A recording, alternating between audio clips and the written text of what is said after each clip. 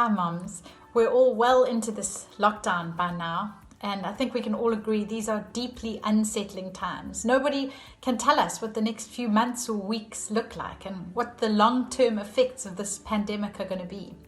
When so much is out of our control, it's okay to feel the whole range of emotions, to feel lost at sea. But there is one anchor, there is something in each of our boats that we do still have control over.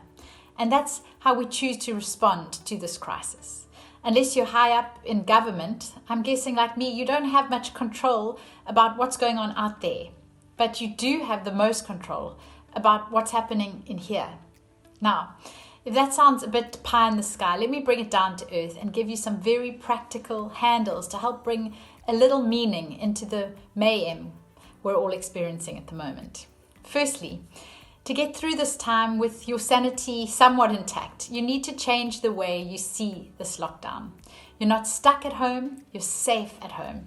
The very fact that you can be watching this webisode, streaming data with a roof over your head, means that you, along with me, are some of the very lucky ones.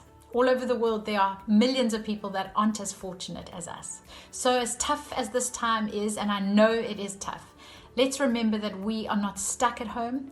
We're safe at home. I've taken to repeating this again and again to myself, and it's really started to help. I've also taught it to some of my older kids. The second way to bring some meaning into our current madness is to hunt for the diamonds in the dirt. Nothing rids us of grumpiness like gratitude, and still in a world that's turned on its head, there is much to be grateful for.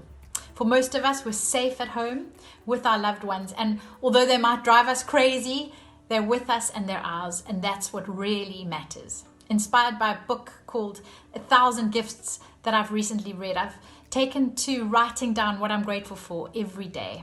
And every day around a meal, we've taken as a family to sharing one thing we're each grateful for. It's amazing how this simple act has lifted all of our moods. And finally, my third tip for making meaning through the madness is to look for ways to serve others. Yes, even while we're isolated at home, we can still serve our communities.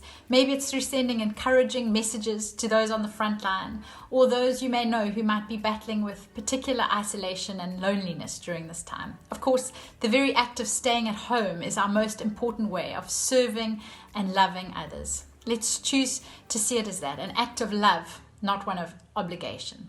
That's it from me. However you choose to approach this time, I hope you get to infuse it with some real meaning amidst the very real madness.